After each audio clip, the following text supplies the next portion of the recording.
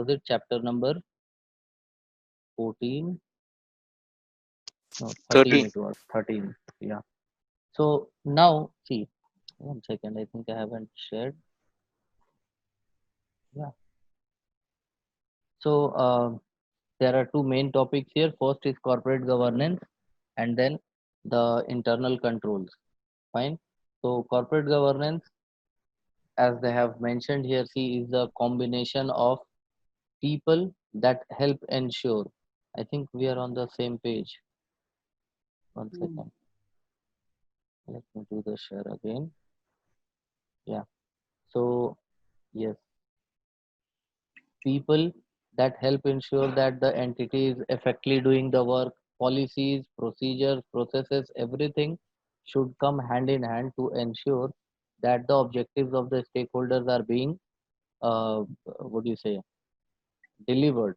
Now here again, stakeholders is not only the shareholders, and that, like, this one statement, it's a very broad statement that it includes too many things. If you try to make sense out of it, or if you try to write something like this on your own, I think it is nearly next to impossible until unless you memorize the stuff. Fine. So thankfully we don't have to do that memorization. It means the same thing. Governance means the basic internal rules and regulations which are being followed in the company. So that those things should be clear and should be in place. They should be checked regularly that they are working properly or not. It's not that once we have made some rule and once we have decided that we will do things like this, and then we are not following up on that. Fine. So stakeholders are these people. Corporate governance can be either internal or external. Corporate charters and bylaws, board of director, internal audit functions are internal corporate governance. Like, for example, see, board of directors. All right. So here also you have independent. The concept of independent directors. Fine. Who are these independent directors? Who are in no way connected to the company. Fine. So that they can give a, like, an outsider's view, an outsider's idea of the company. They are there representing the other stakeholders who are outside the company, like government, like the society at large. All right. If you have got shares and you have got vested interest in the company, then obviously you will take only those decisions which will help your profile also to grow. Fine. So in order to safeguard the other part, like the other stakeholders' interest, these are the, like, rules made. So you have to have independent directors on board. These kind of things, laws, regulations, government who enforce them are external.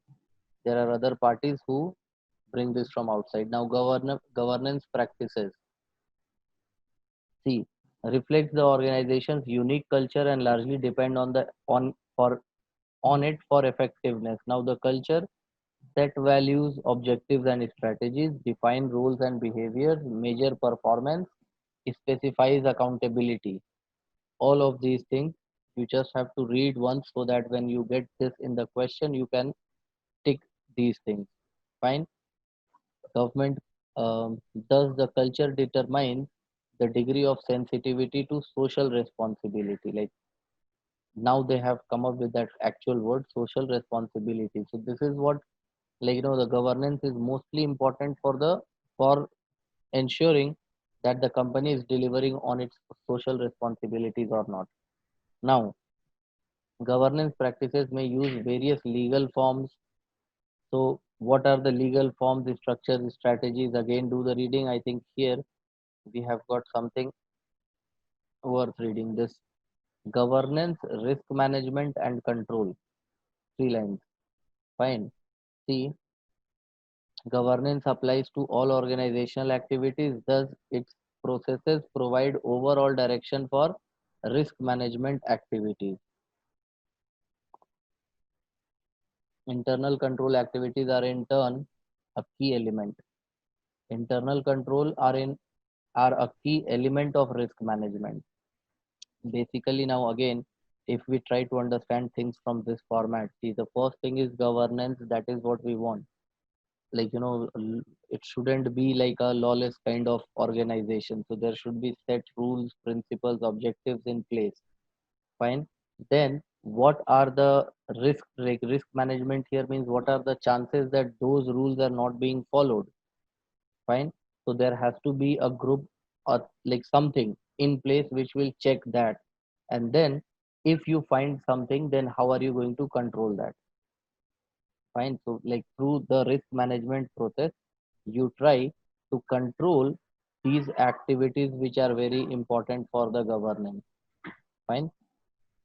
Governance in corporations, state statute, legal person, shareholder, directors.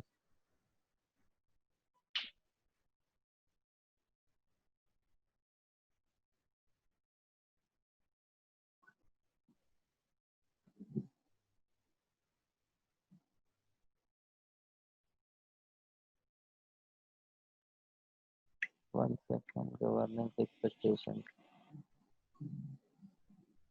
Hmm. Now see from this point onwards, they have started talking about the act. Fine. Foreign Corrupt Practices Act.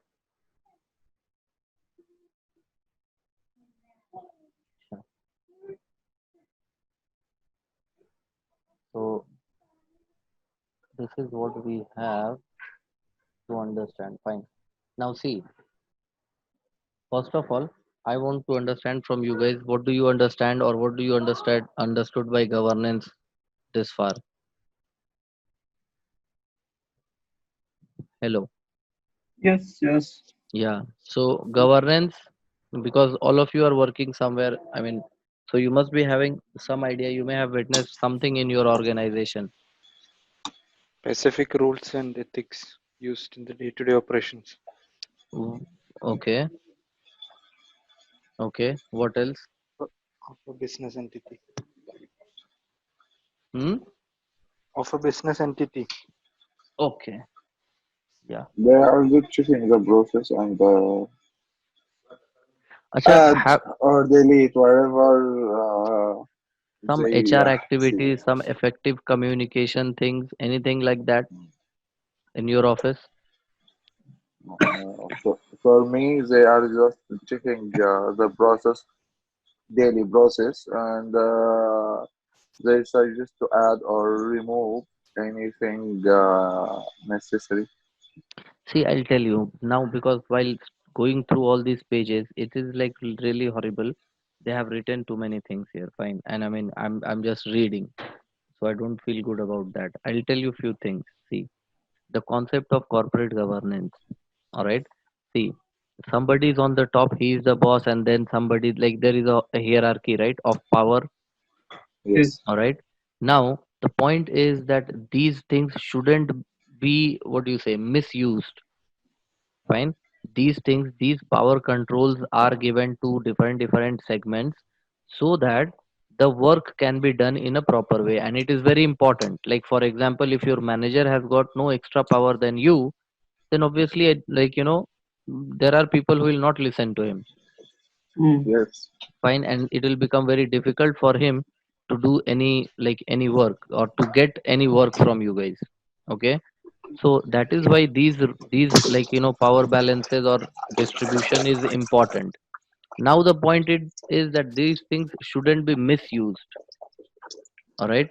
Because now like there are cases which we can find where somebody who is in power or who has got some good position in the company is manipulating other staffs. Okay. Yeah.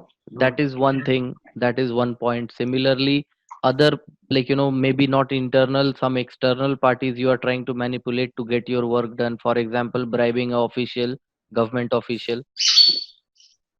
uh, One second. This is on, काम करता है ना ये? हाँ, मेरा ही phone में No, it is working still or not. No. One thing will start and everything will follow. Ah,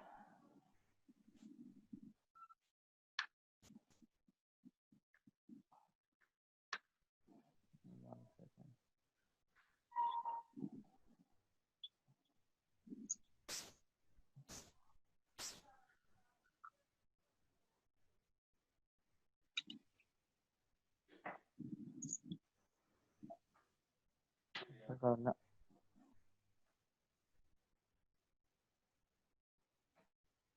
Let's see if this works.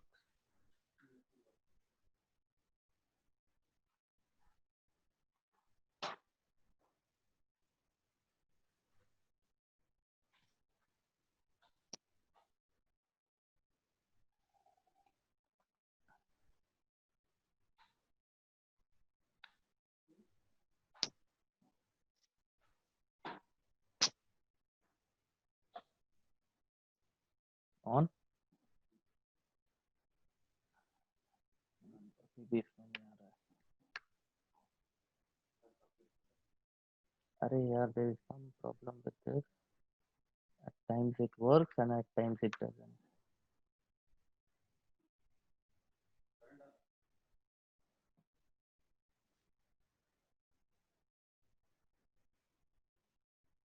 Alright, now I think there is some issue with my laptop.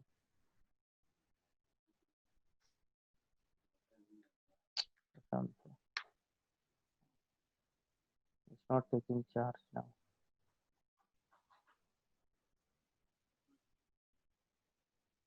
What?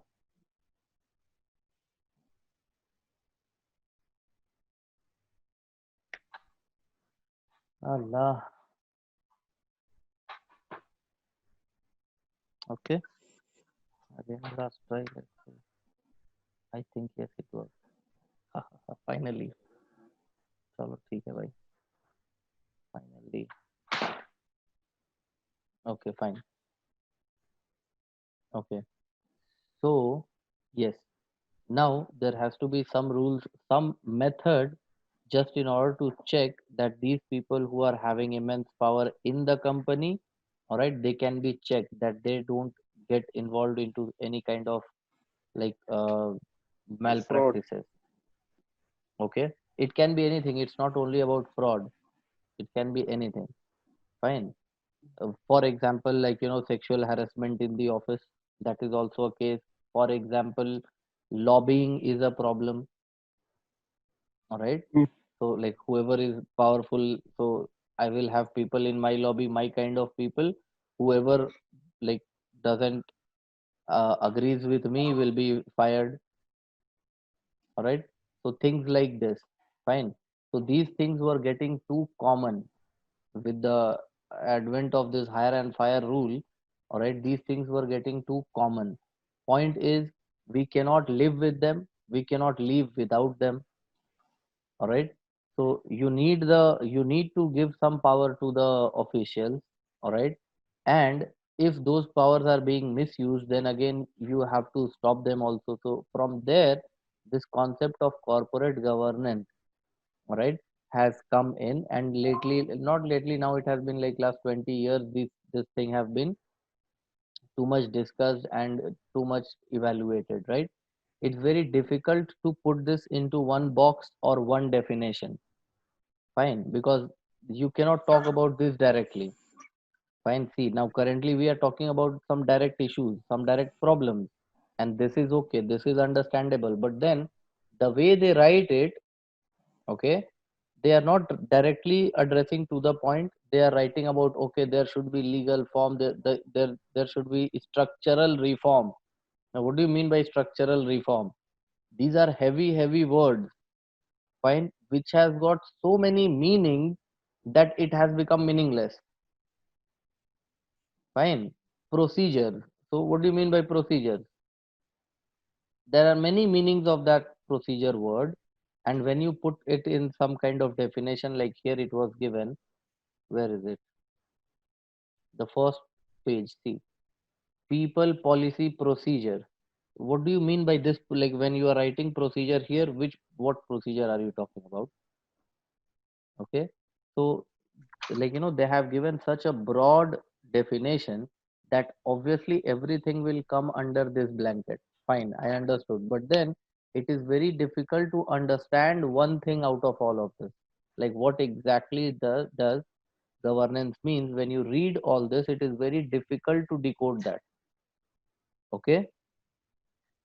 So what I will suggest is, see, you should read all this and, like, see If there is something that doesn't make sense, then we'll talk about that. That this line is like, completely out of nowhere. Fine. Apart from that, if if there is something with which you cannot disagree, you don't have to agree. Fine. You don't have to agree. If there is something with which you disagree, then we'll talk about that. If you cannot disagree, then it is good, because that is the only way in which we can finish this. Otherwise, we'll have to do the reading. Okay. Now, see this one table that I was talking about here. Basically, first thing what we need to understand is the governance issue, that for corporate governance or for proper governance in the office, we need few systems, few things in check. Fine. So the power should be there, but then it should be used at the end of the day. Again, the same word, ethically. Fine. So, and ethics we discussed in the last class also. You cannot do any kind of test or interview where you will be able to find out that this guy is ethically at what stage. Fine. Honesty in itself is a very delicate matter. All right. Either you are honest or you are not honest. You cannot be 20% honest or 80% honest. Fine. So that is the problem. That is the problem with this issue. Now, first governance word. Then what are the risks, where like what are the points where there can be a problem. All right. So there, see, this risk management team has to be there, who will be at those, like monitoring those points, those places, that okay, these are the issues. Fine. So anonymous complaints, anonymous. So there should be a procedure where anybody can put in the complaint and nobody will know that this complaint is coming from whom. All right. So at least there should be a, something, some kind of team or some kind of structure where this is possible to be done in the company. Fine. If you try this way or that way, but still if it can be traced down that you are doing this as a junior in the office, then obviously nobody will do this. Nobody will raise a complaint then. Fine. We have seen companies where the whistleblowers, fine, whistleblowers are being like praised, and in some companies they have been penalized. Even they have to lose their job and reputation in the entire corporate world. So there has been instances like that. So that is what it is. To avoid those things, you need some risk management team. There should be some risk points which should be objectified, clearly known that these are the points where there can be issues, and then those points should be monitored. Then control means, like, the the procedures which you will set for those risk points where it is easy for you, to know if there is some issue. Okay. I think better we'll go there and we'll do the reading of that. See, governance in corporations. Let's start from here again and see what are the things.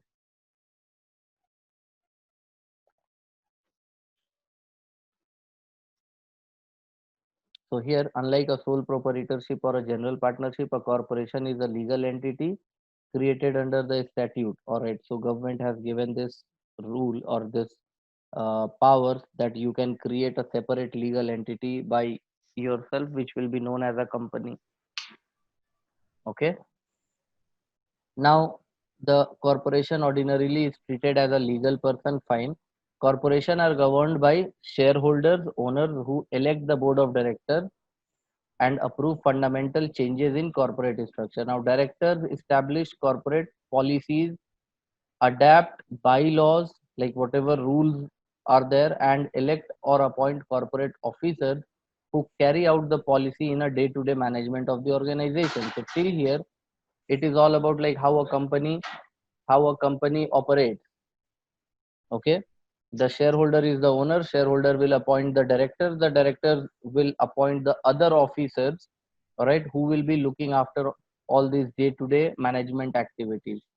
Incorporation may be in any state. Article of association must be filed with the secretary of the state. So article of association is again an important document for every company. All right. Okay. Articles of incorporation. The articles must include the following. So here they have got all the articles of incorporation. I think, see, we used to call it memorandum of association and article of association. Yes. Article of association is what we used to call it. Article is for the internal matters. Memorandum is for the all the external matters. Now here, see, company's name, number of authorized share of its stock, its street address, name of the registered agent, name and address of the incorporator. All of these things should be there in the article of association.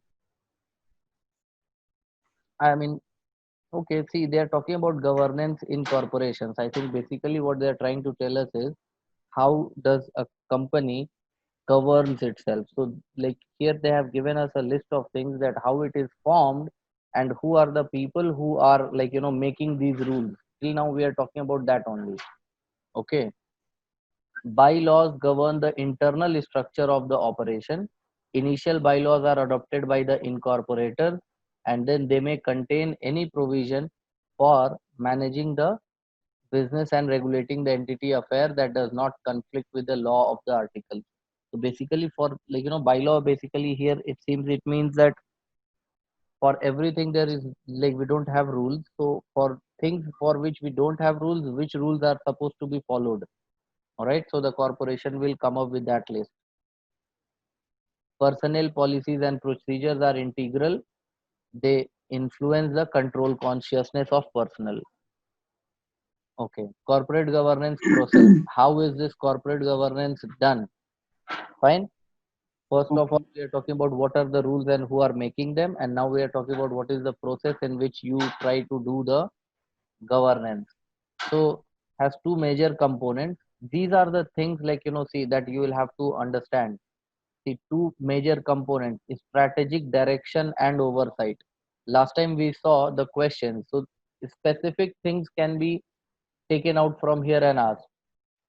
Okay, so I think it is all about, have you read this once, twice, thrice, or not? So the more you read it, then you will be able to recognize the questions from this, the answers from this. Strategic direction determines what? See, the business model, overall objectives, the approach to risk taking, okay, and the limits of organizational conduct.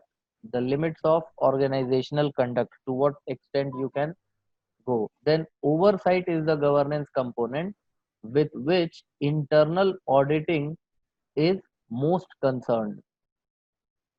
It is also the component to which risk management and control activities are most likely to be applied. The elements of oversight are risk management activities performed by senior management and risk owners, and internal and external assurance activities. Now here, see, the board is the source of overall direction to and the authority of management. It also has its ultimate responsibility for oversight. Directors have a fiduciary duty to the corporation. Another responsibility is to identify stakeholders. Okay, all right. So see, the board is the source of overall direction. The board has to like there is a word for it. I think tone at the top or something like that. Whatever governance you want, all right, it has to start from the top. Fine. So the board is the source of the overall direction. Finally, the board determines all the other the main initial rules which was written in the association of incorporation. All right. So from that point onwards, it starts from there. So the board is the source of the overall direction to the authority of and management, and now they are saying that they have some fiduciary duty to the corporation also, which is another responsibility is to identify stakeholder whether directly involved in the business or not. Then the board must determine the expectation of its stakeholder, and the most important is the board's audit committee is to promote the independence of the external and internal auditors. So three things is the board going to do. First is identify the stakeholder. Second, find out what is the expectation of the stakeholder. What does the stakeholder want? And then third, three thing is The board, the board's audit committee, all right, is to promote the independence of the external and internal auditors from undue influence by the management. So, like, the auditors, the internal and external auditors of the company should be free. Actually, the external auditors, there is a clause, fine, for external auditors. They have to be independent, all right. Internal auditors, on the other hand, are employees of the company. So, ensuring their independence is more important. Like, I have kept you as a watchman, but then I have also, since I have put you on job, all right, I am telling you, see, if I do something, don't report. So that's not good, right? Similarly, Yes. that is the case with internal auditors. They are the, like, internal watchmen, you can say. They are in the company doing this internal audit day in, day out. Okay, they can be influenced. So their independence is more important, and that should be ensured by the board audit committee. A related function is support recommendation, fine. Now, management performs day-to-day governance function and determines what specific risks to be managed, fine. Who will be the risk owner, manager responsible for specific risk, and how specific risks will be managed. Fine, three important things. What is the risk? Who is the risk owner? So, like, who has to manage that risk? And how specific risks will be managed? What are the things which you are supposed to do in order to save us from this problem? The function of risk owners include, now these risk owners, what are they supposed to do? Okay. So the function of risk owners include evaluating the adequacy of the design risk management activities. Like, if you just imagine, try to understand, if you are the risk owner, means you are responsible for some particular work. Okay.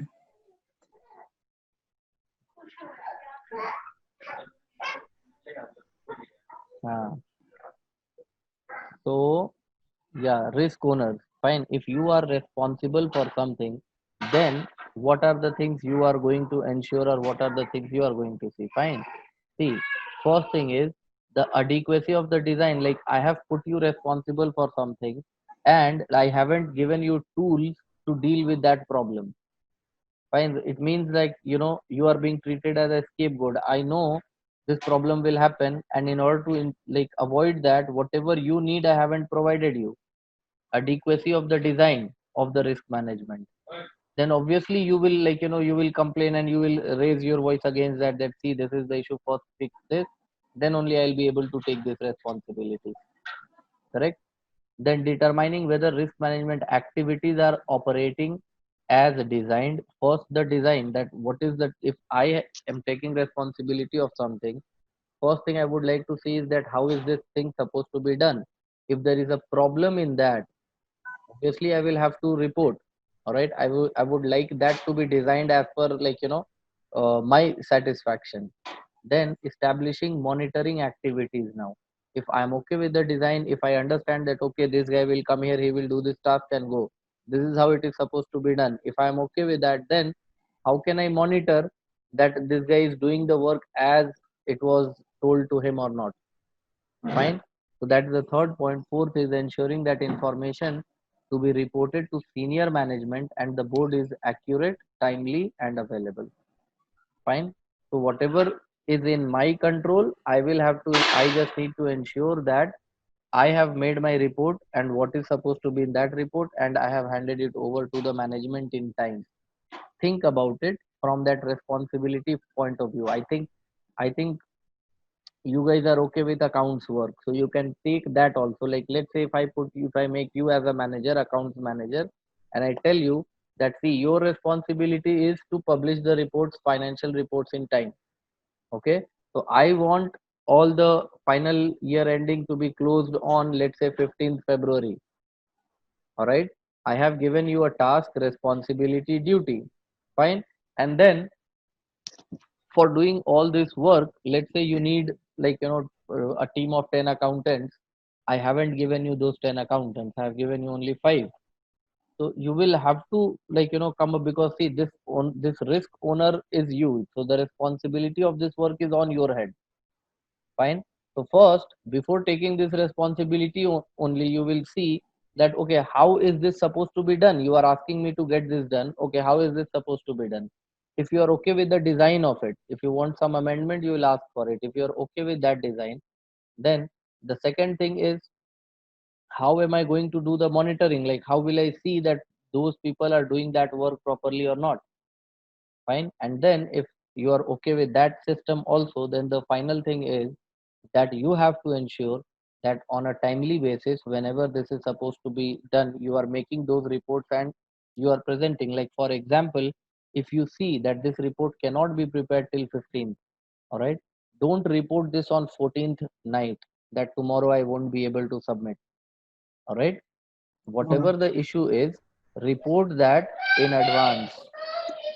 Fine. Now, Okay. a risk committee may be created that identifies risk, connect them to risk management processes, delegate them to risk owners. Like, this is the job of the risk committee now. What will the risk committee do? So they will identify the key risks. What are the important tasks? What are the damages which we don't want to happen? So these are the risks. Now connect them to risk management process. That means delegate them to risk owners. Fine. So here risk management process means the whole process of making the task, that okay, this is the design of it, this is it, and then you will be allotting all of that to the risk owner, right? Then consider whether tolerance level dedicated to risk owners are consistent with the organization's risk appetite. Find how much of risk you can take. If is the company ready to take little bit of risk is okay, or like, we just cannot bear any kind of fluctuation in this. Like, for example, 15th February, all right, so 15th February is the date of reporting the file, but with, what do you call, with a small amount of fee fine, you can submit it on, let's say, 1 week later also. Okay, you can submit it after 1 week also. Fine. So if that is the case, then the risk involved is like small, right? That is tolerable. So all these things have to be finalized through the risk committee. I think the questions that we can get, all right, like, what is the task of the risk owner, or is this a task of the risk owner, right? What does the risk committee do? Is this a, like this one, is it a task of the risk owner or the risk committee? Fine. These kind of questions I think you can get from here, and that can be tackled if you have read this like 2 3 times. Fine. I think that much will be enough. Okay. Internal control. Now, internal control, we have done a small example of internal control. Fine. Basically, internal control means the work of one guy is getting checked by another. All of them will have to come together to commit a fraud or a mistake also. Mistake also, error and fraud. What is the difference? Error and fraud. The only difference is the intention. Fine. Yeah. Like, Mm. mistake is a mistake, and a mistake done with an intention of manipulating something is fraud. That's the only difference. Fine. So internal control means one task, one work of a guy can be checked by another. As I Mm. said, if there is a voucher of $1,000 to be raised, and by mistake somebody has put like 10,000 there, all right, when it will Mm. come for payment to the cashier, he will see that, okay, there is a problem, this is not correct. Yes. Okay, this guy is asking for 1,000 only, and you have raised a voucher of 10,000. But if Mm. one guy, if that accountant only has to do all these things, so he will make a voucher of 10,000, take 10,000, 9,000 in his pocket, 1,000 payment, and in the accounts he will write 10,000 Mm. or 1,000, whatever. Keep on finding who did the mistake. Fine. That means the internal controls are low. The Yes. chances of risk is high. Yes. Okay. In PwC, I remember they had got something, like, there was a software, all right, that was, I think, called Aura, AURA. Now that was PwC specific or normal audit software, I don't know, but in that, like, once I got a chance to have a look at that. All right, because I was not working in that department. One second. क्या चाहिए? तो जाओ उसमें जाओ ना यार, बंद करो ना, फिर अभी चिल्ला चिल्ली करने लगेंगे लोग. Okay. So where were we? Yeah, Yeah, Aura, you. aura. Fine. Now in that aura, like there were markers. Fine. There were questions around 30-35 questions. All right. And there were markers 1, 2, 3, 4 from 1 to 10. So, there will be questions, and like the idea was that if you are going for a new engagement, if you have got a task of auditing from a company, all right, how will you decide that what papers you will take, you will check, and to what extent you will check those papers? Like how Mm. many transactions you will check from journal? Fine. You Yeah, cannot the check all the specific. transactions as an auditor. Mm.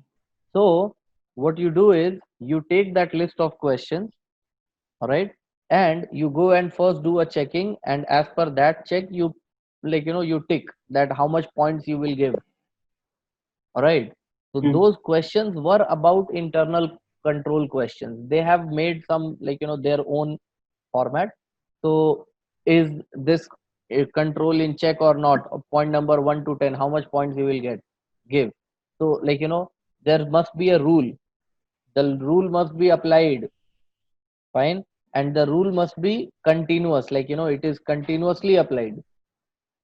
Fine. Yeah. So these kind of questions were there, and you put all that ticks, like this is good, so 10 is very good, 9, 8. So you put all those markers, submit that, and their system will do the math, and it will determine it is a, like, the control, internal control is high or low or weak, and accordingly you can decide your audit program. Fine. Yes. Now see here, internal control. An organization establishes a system of internal control to manage the risk. Fine. Statement on auditing standards define internal control as follows. So let's see what the auditing standards determines. See, a process affected by those charged with governance, management, and other personnel that is designed to provide, see, it is designed to provide reasonable assurance about the achievement of entities' objective with regard to the reliability of financial reporting, effectiveness, efficiency of operations, and compliance with applicable law and regulation.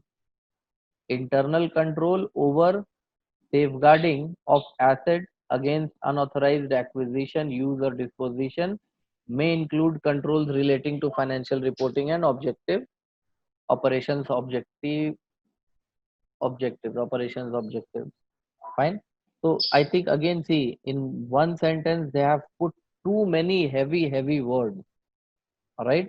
And because of that, the entire, like, the exact meaning of this goes out of the window. They have to write a definition which will, like, which will include everything, all cases, all possible things. So they talk in very broad terms. Fine. In any kind of internal control situation, you can apply this, and you will find that yes, this definition is working. Okay. But at the end, if you try to read this and understand what is internal control, you will end up memorizing. Mm. Fine. Now see, one such risk is the risk of fraud. Fraud differs from error because it is intentional. It typically involves pressure. Please do the reading. Internal controls are designed to prevent and detect fraud. However, because of concealment aspect of fraud, controls cannot give absolute assurance. Obviously, you can never give absolute Mm. assurance of anything. Yes. Correct? Like in my example, also I was telling you. See, all three people, accountant, cashier, and, like, the clerk who is making the Voucher. what was that, Voucher. voucher. Voucher. All of Mm. them have to come together to do this fraud. Yes. Fine. So if they are not coming together, this fraud cannot be done. But if they do come together, then there is chance of fraud. You cannot say that there is no chance of fraud once we have got the internal controls in place. Of course, Okay, yes. and that is again, that is one of the reason again why we come back to ethics. Hmm. Fine, we come back to motivation, and like, apart from money, what else is the company offering? We came into all those discussions. Fine.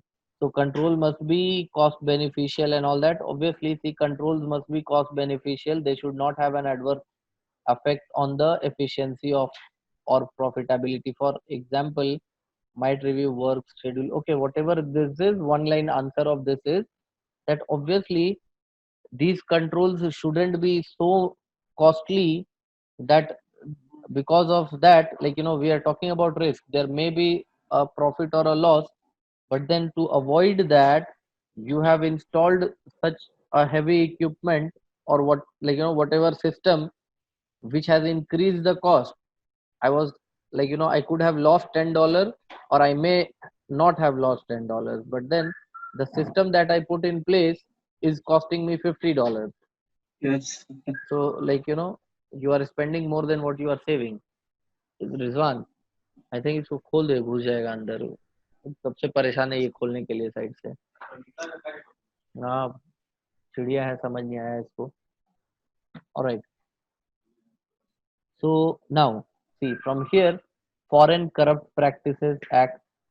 Fine, this is one of the rules regarding like, foreign corrupt practices. Again, see, the background of this was something like this. Like, the companies, what they were doing is they were going, like, for example, a US company coming to India, all right, bribing all the politicians to make the rules which is required for them. Do you get this? Okay, Again, sorry. I'm saying, let's say an American company, all right, wants to start operations in India. Okay. Fine. So there will be some rules, some like, paperwork and all that, some legal aspect. Fine. So let's say the rules are currently, like, the law in India is such that whatever they want to do, they cannot come and do this that in India. Fine. So maybe they will bribe some politicians, some government officials to manipulate few of the papers and give them the license and give them the, like, whatever they want. All right, so that they can operate in India. Okay. Fine. Now here, see what is happening. A company is creating corruption in another country. Correct? Okay. Fine. Now, from the American company's point of view, whatever they want to do in India is legally accepted in America. Yes. Yes. That Okay. is not a crime from their point of view. For Correct? example, how? Like, Now, I don't know the exact example of that. I'm talking about the rule, this law. How does this act comes in? okay. Fine, like, any, that can be anything. For example, consumption of soda in your Coca-Cola. Let's say they can, like, as per their food and like department, food department, all right, some particular unit that 20 ml per 100 ml is okay for them, 20% of soda. Let's say in India Okay. it is 15%. So now they cannot sell their product. So Mm-hmm. they'll do something to manipulate that, either to avoid that law, just remove that law or change it, make it 20%, so that we can sell our product here. Okay. Fine. So now, for these kind of activities, to avoid this, fine, they came up Mm. with this Foreign Corrupt Practices Act, that you cannot go in some other place and do this bribing thing. Okay, but there is still a window, so you can do it, but not exactly. Fine. See, this act, it was enacted in 1977, origin in Watergate investigation. This Mm. is designed to prevent secret payment of corporate funds for purposes that Congress, that is the government, political parties, okay, that Mm. Congress has determined to be contrary to public policy, such as bribery of foreign officials. Okay, the act amends the Security Exchange Act of 1934 to prohibit a domestic concern engaged in interstate commerce, including any person acting on its behalf, whether or not doing business overseas and whether or not registered with the SEC, from offering or authorizing corrupt payments to any foreign official, foreign political party, and candidate or political office in a foreign country. Fine? Okay. Candidate for political office in a foreign country. So, like these, to avoid these things, this rule was enacted. Are we fine with that line till here? Yes.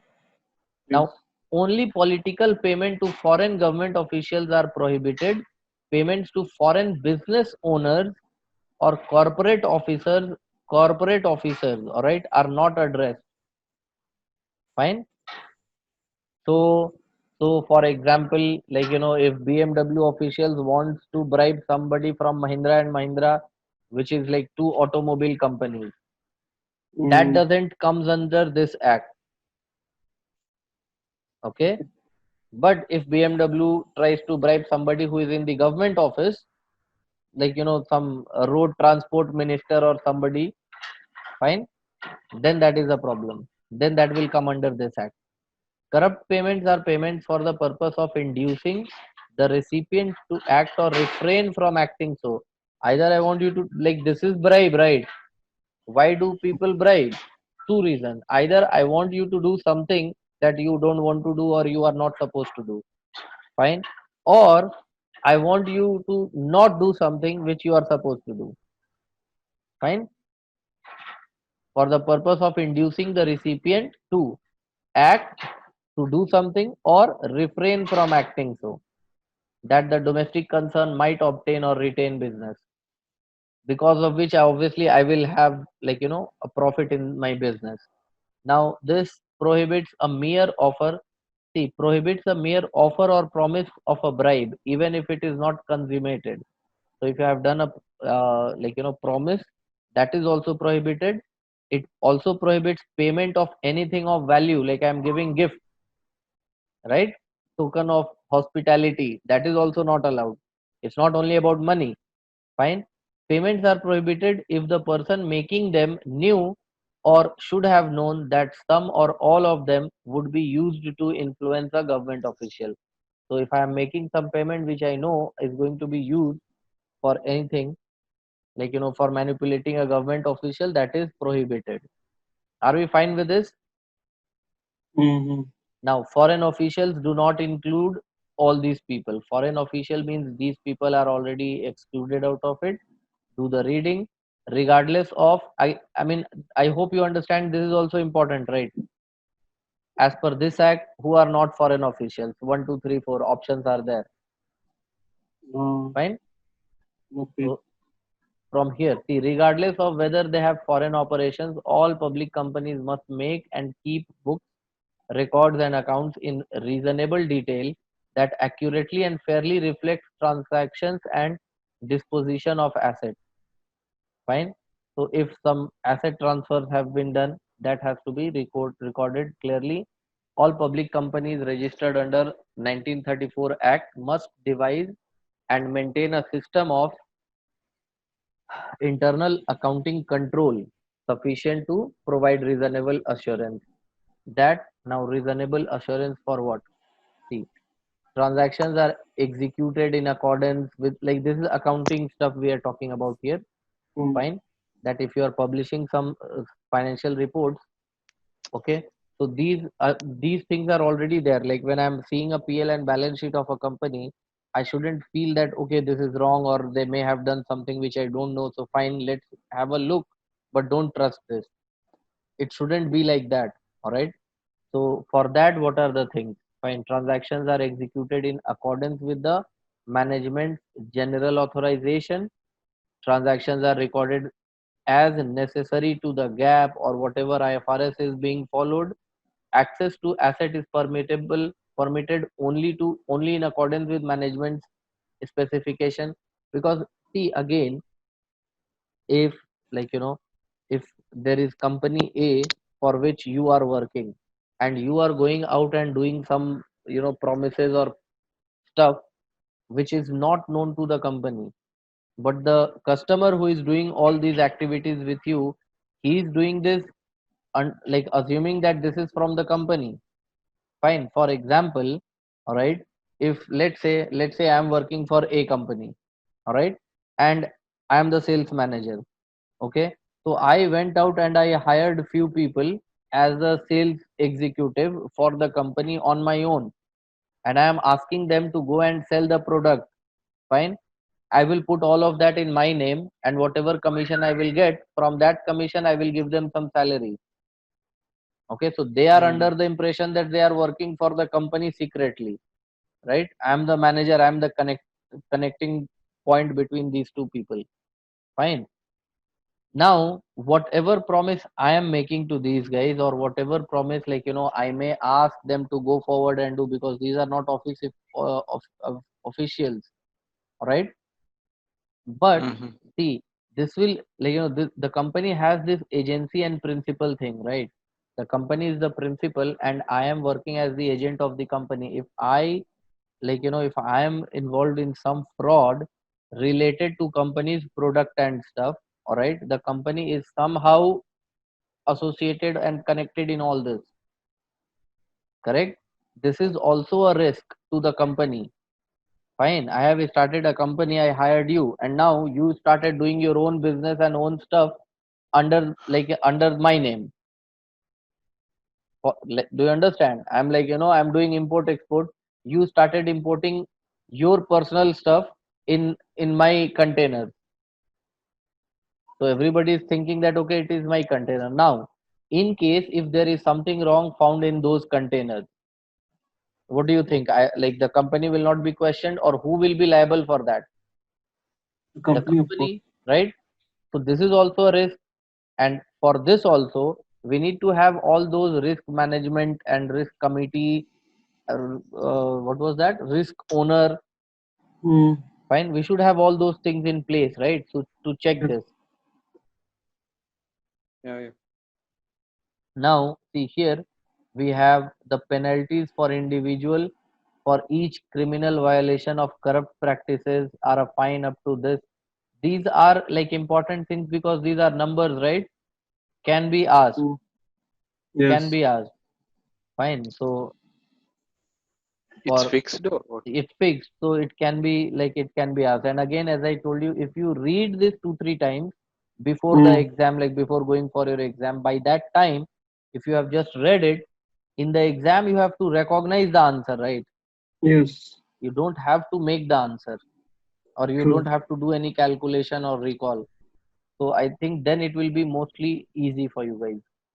The implication of this act extend well beyond its anti-bribery provisions. All American businesses and business people are involved. Management is particularly affected. Do the reading, the impact of the law that the threat its ambiguities pose may alter business operations. See this one. Fine. This is also a very interesting thing. Now, because of this law, fine, there was again a discussion actually at that time that because of this we may lose business opportunities overseas. Fine. So the Okay. management might decide to abandon direct selling operations in the foreign countries in favor of the use of foreign agents in hope that this might lessen their reason to know. All right. Oh, So, like, this was the outcome of that meeting. That fine, you can find agents there who will sell your product there, and they will see all the local stuff, all the okay. local matters, they will take care of it. You don't Mm, have to go and bribe somebody there. The written code of ethics conduct is a necessity. The code should be communicated and monitored, and they have given all the rules here. Now, Sarbanes-Oxley Act. This is also again another important act. Once again, now let me see how many acts do we have. Services outside the scope of this. I Two, I actually think. have completely forgot what which was this. this one came Only after these two. Enron, you know. This one, This one came after Enron scandal. Enron. Yeah, I had read about all this once Mm, when I was doing this. This is in P1 paper for ACCA. This No, I read one. about all this in a CIA book, Oh, okay. audit approaches. That So was that is all. ethics paper. Yeah. Huh? P1 is ethics paper, so that's why this one is all covered in there. Yeah, yeah. Audit opinion. See, audit opinion. This is good. Risk and internal control from here. I think that is the last. Act that we have to study for this. Yes, I think only these Fine. two are there. Some things are good. Some things are horrible here. Inherent risk. Like see types of risk here. Inherent risk, control risk. Then here I had I think the report, right? Auditor's report. Yeah. Unmodified, qualified, unqualified, all those. This is also like the auditor's opinion. In how many ways can the auditor put his opinion? Okay. Audit approaches, substantive procedures, and then test of details, COD. All of this is like PwC stuff. Okay. So let's see. I think here they have like given us too much of the main material, like copied from somewhere else, the main rules, rather than giving us explanation, because all this see, this is exactly copied from their section 201, pasted here from the original act. Okay, so let's go back here and start. See, this Sarbanes-Oxley Act of 2002 was a response to numerous financial reporting scandals involving large public companies. I think Enron they'll mention somewhere this claim, right? Yeah. Let's Mentioned? see. Let's see. The name of the company, I mean the fraud, the details of that, what was the fraud, how it came up. There was a table. Now I think in this book or maybe in CIA book only, I think they have given that. Here we don't have it. Okay. Now see, the act contains provision that impose new responsibilities on issuers and their auditors. The act created the Public Company Accounting Oversight Board, Mm. which establishes auditing standards and registered public accounting firms to apply to their audits of issuers. Okay, see, the act requires that each member of the issuer audit committee be an independent member of the board of the director. To be independent, now to be independent, a director must not be affiliated with or receive any compensation from the issuer. Additional requirements are as follows. So basically, the definition of independent, fine, you should be free from any kind of biases in regard to the company. All right. So the company is giving you, see, other than for service on the board. So you are getting the director's fees and that's it. Fine. Like you should not be a shareholder or there shouldn't be any other connection between you and the company. Other requirements are the audit committee must consist of at least three fully independent members. Fine. Okay. Fine. Because I think these rules are not shouldn't be so simple. All right. But fine. Three. Yeah. Like I think no. In our Indian Companies Act, right? Like it's not this simply put, right? There are too many brackets. If the company is so big, then so many independent auditors. This is US. Mm. Maybe Okay. see here what they have is like anyways we have to go with this. All right, so no problem, because see depending on the size of the company, then you have, I think here also they may have had a full list. All right, but This is additional requirements, I think. this is additional requirement, and especially like see they are not talking about the size of the company. What if the company is having only 3 or 4 directors? It's a small Mm. company, then all of them will be independent directors. So But this is there, for public listed companies, I think. yeah, so public listed company can also be of different sizes, right? Yes, yes. Yes. Fine. So I think the whole rule must be something else. Fine. Here they have just given us the summary of that. Fine. And whatever we have here is what we are going to prepare for our exam also. So let's keep it simple. Fine. Audit committee must consist of at least 3 fully independent members. At least one member of the audit committee must be a financial expert. The audit committee must be directly responsible for appointing, compensating, and overseeing the work of the independent auditors. Fine. So the audit committee will see this. The independent auditor must report directly to the audit committee, not to the management. This is again one of the most important factors of this. The independent auditor will be reporting directly to the audit committee and not to the management. The audit committee must also must establish procedures for the retention, treatment of complaints received regarding accounting. Fine. So they must have their procedures to deal with all these things. The confidentiality, anonymity of the employees concerned. So all these things must be there with the audit committee. There is also like task of the audit committee to prepare all these procedures. Now, prohibited non-audit services, section 201 of the Act lists several activities that cannot be performed on behalf of audit clients. Item 8 on this next page has a detailed explanation. Fine, we'll see that. But I think here also, like, these sections, since they are mentioning by number, all right, and in our CMA exam, I like, they can directly give you this section also. So be careful and do this, because I think till all the chapters we have done till now, all right, now only we are having some sections. They have never mentioned sections in any of the other rules or laws, whatever they have given. Fine.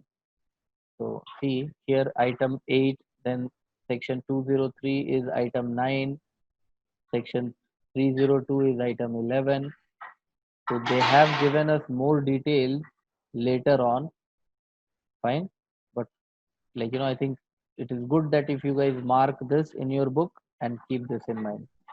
Prohibited non-audit services, that is given in 201. Audit partner rotation is given in section 203. Again, see, this rotation is very important.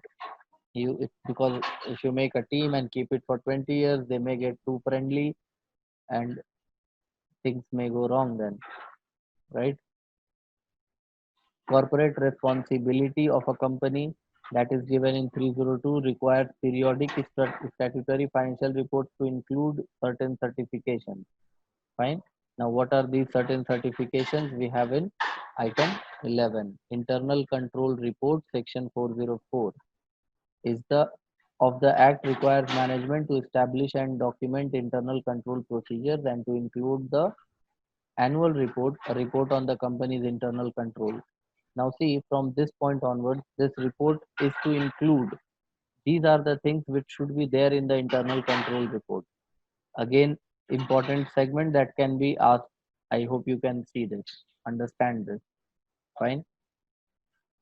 Statement of management's responsibility of internal control, management assessment, identification of the framework, statement about whether significant changes in control were made, and a statement that the external auditor has issued an attestation report on management assessment. So whatever assessment the management has done, the auditor attests that, like agrees with that. Fine. See, because of this requirement, two audit opinions are expressed. Two audit opinions are expressed, one on internal control and one on the financial statement. So this auditor will be explaining two things at once. Now, the external auditor must attest to and report on management, okay, on management's assessment. The auditor must evaluate whether the structure and procedures that have been put in place are in accordance with GAAP. The auditor's report must describe any material weakness in internal control. Okay, if there is any like material weakness, important weakness, the effect of which will be like pervasive, will be like in more places. the evaluation is not to be not to be the subject of the separate engagement, but be in the conjunction with the audit of the financial statement. Like the evaluation, it should not feel as if you have done two audits. It is one audit only. It should match. It should be in conjunction with the audit of the financial statement. Fine. Now, what are the services which are outside the scope of practice of auditor? Prohibited activities. Fine. So here is the list. Fine. They cannot do the bookkeeping, then financial information system design and implementation, appraisal of or valuation services, actuary services. So all these things is given here the list. Then point number 9, 203, audit partner rotation. Fine. The CPA firm must rotate audit partner so that the same individual is not supervising a client's audit for an extended period of time. Fine. So if we are talking about one company which has got 10 CPAs who are doing the auditing and all this work, the partner should be rotating. Like one guy will not be responsible for this for an extended period of time. Fine. Then auditors reports to audit committee. Yeah, fine. So 204, because that was the basic of this, right? This act came into place to bring this, that every company will have to make an audit committee, and they will be like deciding the independent auditors, and these independent auditors will report to the audit committee directly. Fine. Okay. So now reports to audit committee, each registered public accounting firm that performs for any issuer any audit required by this title shall timely report to the audit committee all critical accounting policies and practices, all alternative treatment of financial information, other material written communication between the registered public accounting firm and the management of the issuer. So they have given, like, these are the things which are supposed to be separately mentioned. Then again, there is a list. I think you guys can go through this. Corporate responsibility for financial reports. Okay, this line, the shall require for each company filing report under this that the principal executive officer or officers and the principal financial officer performing similar functions certify in each annual or quarterly report filed under the act that. So basically, like, the corporate responsibility for financial reports should include all these things. बंद करो यार ले जाके कहीं. We have got a parrot here, silver, and now he's out of his cage. Mhm. This can fly anywhere.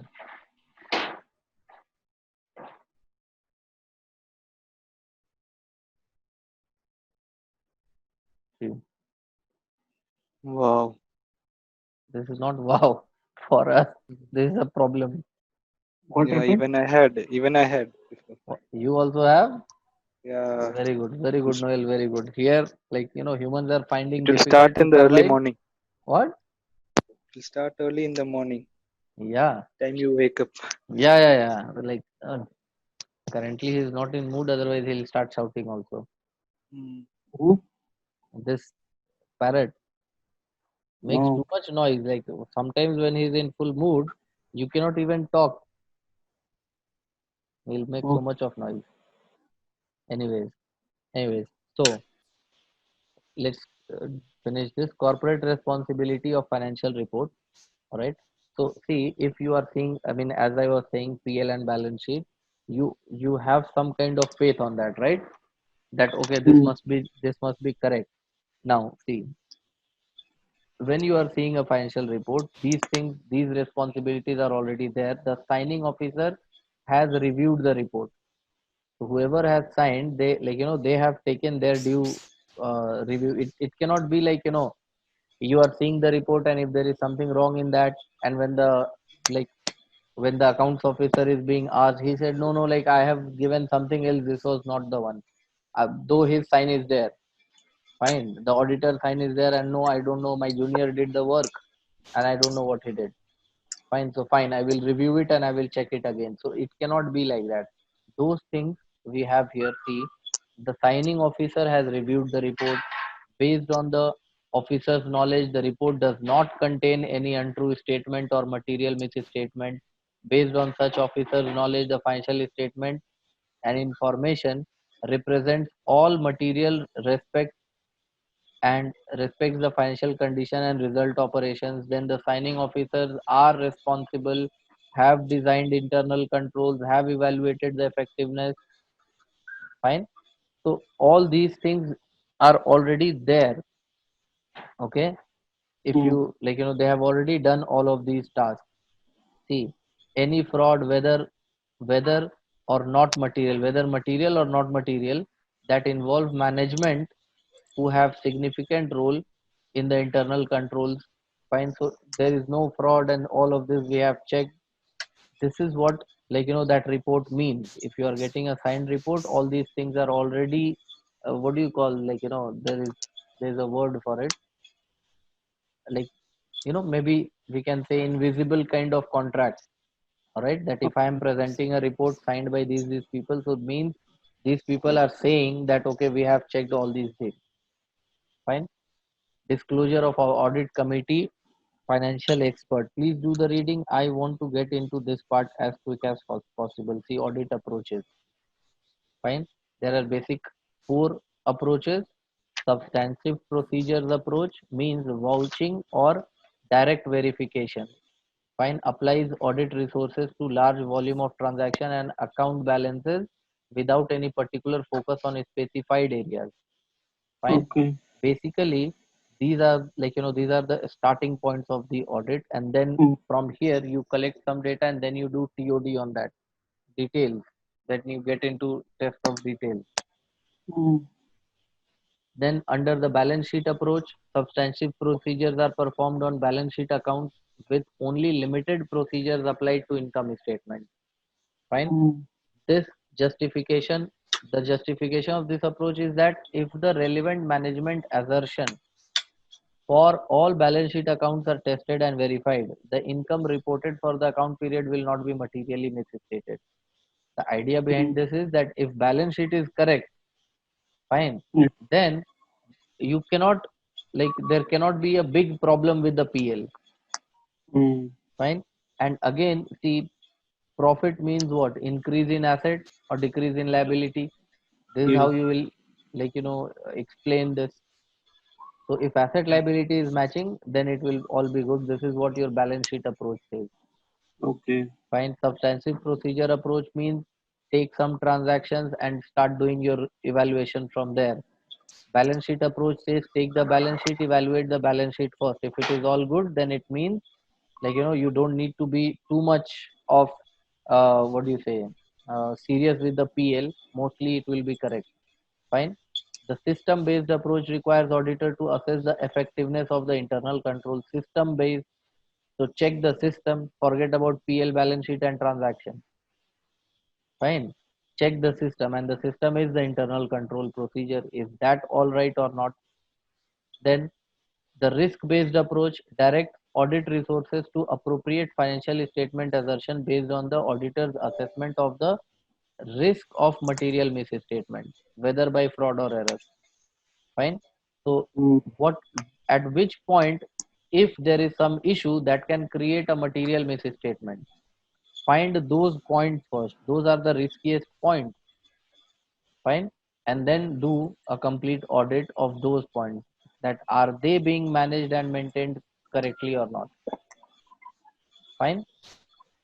At the end of all of this, you do what, you come to the audit opinion. So as an auditor, your audit report can have basically, see, two things: modified opinion and unmodified opinion. Fine. Mm. No, sorry, it is qualified opinion and unqualified opinion. Okay. So in unqualified opinion, there is no problem. Unqualified, so everything is fine, no issue with that.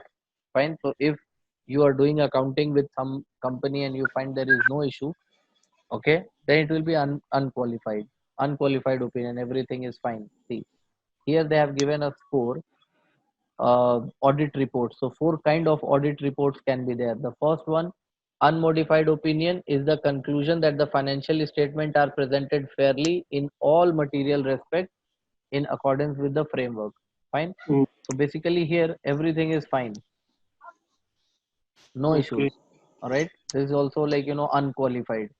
There is no qualification in this report. We don't have anything to say about this. Everything is fine. Then we have a qualified opinion. Okay. Qualified opinion is the conclusion that except for the matter. See, in qualified opinion, what happen is we already know some point that, see, there are some issues on point number 1, 2, and 3. Apart from this, everything is okay. Fine. Okay. Unqualified, see, that is why unqualified means there is no point number 1, 2, 3. Mm. Fine. So qualified means, see, is a except for the matters described. So for example, like, I'm doing audit of a company and I can say that, see, as far as this like machinery valuation is concerned, I have got some doubts. Apart Mm. from this, everything else is okay. So this is a qualified report. Okay. Adverse opinion means, like, there is a problem. See, conclusion that because of the significance of the matter described on the basis of adverse opinion paragraph, the financial statements are not Not. presently presented fairly. Means, like, adverse means I'm completely saying this whole thing is wrong. Fine. Mm. Adverse. Then a disclaimer of opinion is the conclusion that because of the significance of the matters described in the basis disclaimer of the opinion paragraph, the auditor has not been able to obtain sufficient appropriate audit evidence. Fine. See, again, one thing is I have checked things, all right, and since I didn't get, like, any material information, or like, I was not provided with the information which I asked for. Okay, so I cannot say anything. I cannot say it's correct. I cannot say it's wrong. Disclaimer of opinion. Do you understand? Mm. Mm. I'm not saying it's right. I'm not saying it's wrong. Adverse opinion, I'm saying it's all wrong. Qualified opinion, I'm saying apart from point number 1, 2, 3, everything is okay. And unmodified opinion means everything is okay, no problem. Fine. Yeah. This is audit opinion. Now, risk and internal control. I think here also we had some interesting stuff. Hmm. Okay, yeah, this inherent risk and all that. This is what I saw. Fine. Let's go up and start from there. Hello, bhai. Yes. So now the assessment and management of risk and internal controls here. Every organization faces risk that is unforeseen. The assessment and management of risk. Okay. So I think from like this whole thing is about risk. What are risks? Risks take many forms and can originate from inside or outside the organization. See, example include the following. So they have given you example of risk. A hacker may break into the university information system. The CEO may bribe a member of Congress. A foreign government may be overthrown in a coup d'etat. I don't know what is this. Followed by the expropriation of the firm. Anyways, these are types of the risks that can happen. Okay. Now, how will you assess the risk? So, risk assessment is the process whereby management identifies the organization's vulnerabilities. Vulnerable. All right. So, in risk assessment, you are trying to find out the weaknesses. It is kind of sensitivity analysis where are the most sensitive points where there can be risks, and those risks can be major, like they can create some huge impact on the report. All system of internal control involve trade-off between cost and benefit. Fine. See, all system of internal control involves a trade-off between cost and benefit. This basically means the same thing. See, if this problem happens, I will lose $10, or if doesn't happen, I will save $10. Now, in order to find out that there is some problem going on or not, you cannot tell me a system which will cost $50. Fine. So see, we can try to avoid all the risks and all the problems in the company, but then we have to do this trade-off. We have to match the cost and the benefit. Basically, cost benefit analysis has to be utilized. For this reason, no system of internal control can be said to be 100% effective. Do you understand? Because we have to get the work done in a certain amount of uh, cost, right? We cannot go for 100% effective kind of method, because maybe we'll be able to save the risk, save the loss, but eventually the cost of implementing or the cost of putting this risk control systems will be higher than the amount which we were supposed to lose. Organizations accept the fact that risk can only be mitigated, not eliminated. We can reduce the risk, we cannot remove the risk. Risk management is the ongoing process of designing the and operating internal controls. Obviously, risk management means, like, you have to keep on evaluating the risk. This entire, like, the market has become too dynamic. Everything, things are changing, new things are coming up. You cannot just have a risk control tool and you can expect that, okay, now we have arranged everything, from this point onwards it will all be good. You have to continuously keep on looking for better ways, keep on changing and implementing new internal controls in place. Risk can be quantified as a combination of two factors. Okay, the severity of the consequences and the likelihood of occurrence. See, they are saying risk basically you can calculate from two ways. How much is the amount I'll lose and what is the probability of that loss. Fine. So this is expected value calculation. You can do the math with that and you can see what amount is at risk, and accordingly you can decide that what should be the cost of the whatever tool I'm going to implement there. Okay. Risk can also be assessed in qualitative terms.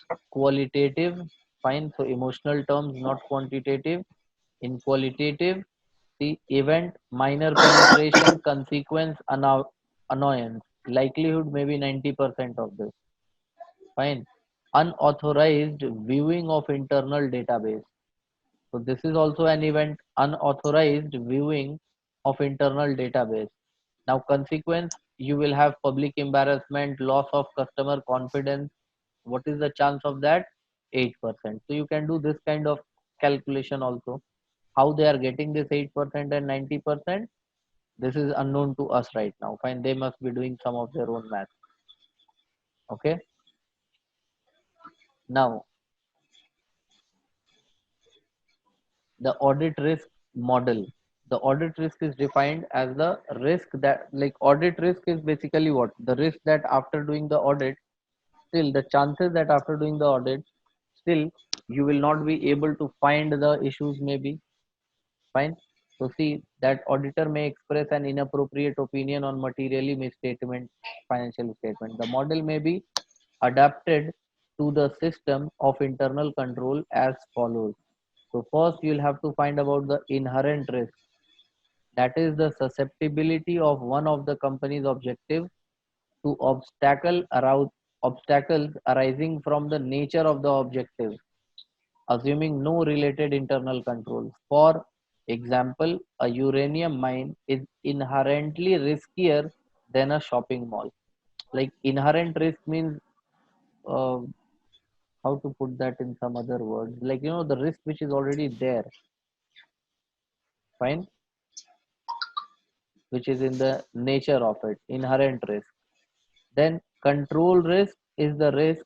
Okay, I think it's good with the example. See, for example, a policy requiring two approvals for expenditure over a certain dollar amount could be bypassed by collusion. All right. Basically, what they're trying to say is, if two people can authorize the expenses, fine. So there can be issues where we are, like, issuing expenses for expenses. All right, two people are doing this. So if one guy makes any mistake, another one will because he also has to find he can find out that problem, and this risk can be controlled. Okay, so you can create some what do you say, systems where you will be able to control this risk. Then detection risk, maybe you will not be able to detect the problem. So for example, an embezzlement that continues for a year before detection is much costlier than one that is discovered in 1 month. Fine, detection risk means maybe you will not be able to detect the problem. Okay, and total audit risk means all of this multiplied together, that is the total audit risk. Fine, inherent control and detection, the chances of the risk which is already there in the nature of the activity of the transaction. Control risk means the chances that you are not being able to control this. And then third one is the detection risk, that it took too much time to you to detect the risk. Fine. Okay, objectives of internal control. One second, let's see, because hmm,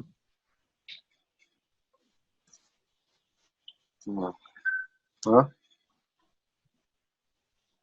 okay, You're very good. explaining the process also. CCAOB approach. All right, see, let's do this let's keep it till here only today. Fine. Yeah. Yes, Objectives, it's right? very. Yeah, so from this point we'll start in Okay. the next class. When do we have? Tomorrow. Tomorrow. Alhamdulillah, very good. Fine. We are with you all the time. Don't worry. After that, we'll get our books and stay in your room. Okay. Let me know in advance. I will have to move to a bigger place then. Okay. Yeah, all right. Okay, guys. Okay. Thank you very much. Welcome. Good Okay, night. bye. Good night. Good night.